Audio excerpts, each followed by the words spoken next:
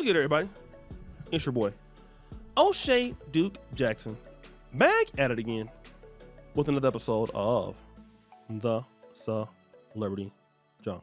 Guys, I really want to have a conversation about Camron and Mase. And as you know, Camron and Mase's career went a little bit in different directions. They went to high school together. They played even basketball together. Best of friends. Mase blew up first. Then Camron later with, Joel Santana, Jim Jones, and Dipset. And there was a big beef between Cam and Mase for years because, when Mase got on, he wasn't really trying to put his homie on, who was Camron. And Camron ended up getting on anyway, right? Which we all know the story. He ended up being very successful and he did his thing. Now what we are seeing is, despite the beef that both of them had, and it was a long time, it was going back and forth, they got together, they created the It Is What It Is show, which is on the Come to Talk to Me YouTube channel. So all has been forgiven, right? Well, not really, because Jim Jones decided to go to a podcast and say this. Before it happens, what you tell, like everything. Mm-hmm. It started with Mase. He didn't do the right thing. That's the one question I wanted to ask you. I'm a little bit too young to understand. Like I just was able to be like a teen. I watched Mase on Cam and everybody around him. Wow. Like all the time. You heard? I was there the whole time, but I was Cam's man. You heard? Cam and Mase were so-called best friends, grew up together, and R.I.P. Huddy. I was there for everything. That's one thing that people can't never say, is that I wasn't there for every single thing. What was your problem with Mase? Like, how did that all happen? Because that was Cam, man, like you said. Cam enemies were my enemies. Okay. Anybody Cam didn't like, I didn't like. And I already see how he was handling Cam, so I definitely didn't like him.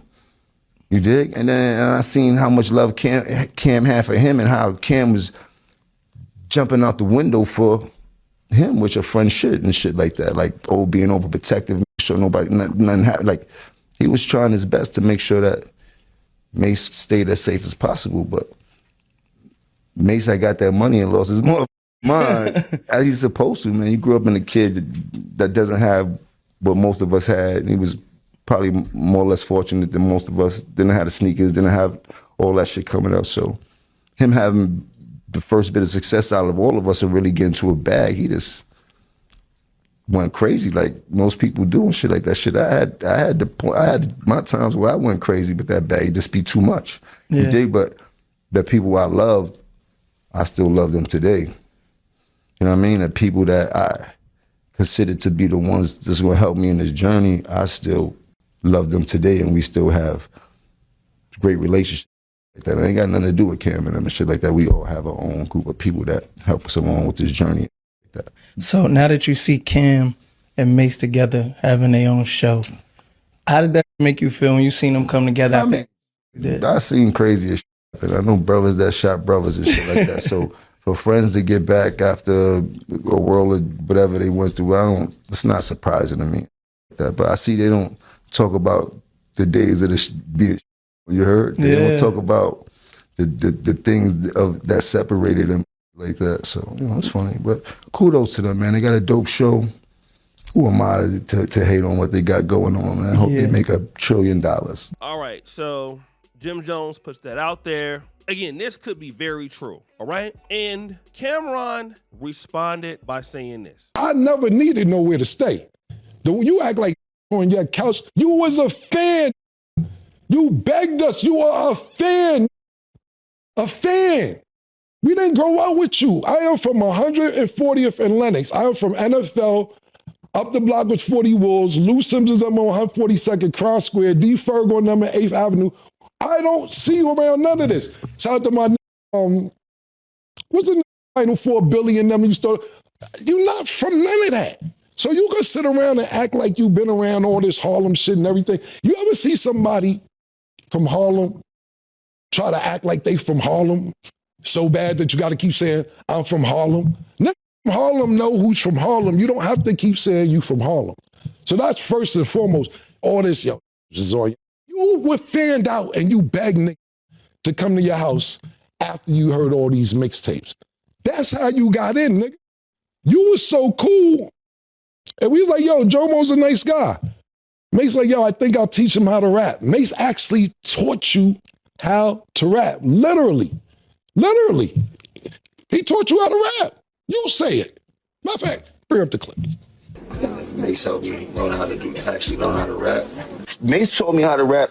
Mase actually showed me, he was the first person to show me how to rap. Mase actually sat me down and showed me the magic to rap. We taught you how to rap. How you ran the whole organization. How you made Diplomats. I ain't make none of this stuff. You was a fan. I put you down because you had a free crib and you was a nice guy. That's how you got down originally. Period. Now, to the next point. This all started because I asked 50 Cent a question. Cool. I thought it was cool to ask 50. The shit happened 20 years ago, however many years ago. I thought it was all good. I had no problem thinking, yo, okay. He tricked they spot, came to the spot. I know 50 said it. And they went under, you know, he was funny. I thought it was funny when he said the shit. But I didn't think it'd be a big deal because you make up with every nigga with hands on you.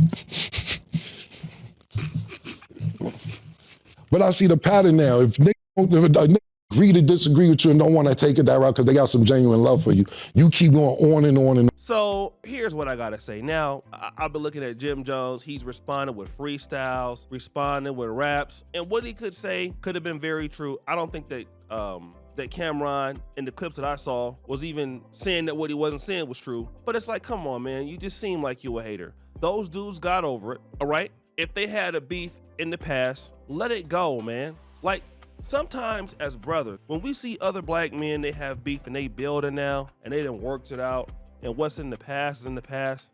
And if that's really your guy, you're not gonna go out there and be like, I oughta heard Mase say hella stuff about Cam. Cause you being a hater, you ain't got his back cause you know that looks bad for their brand.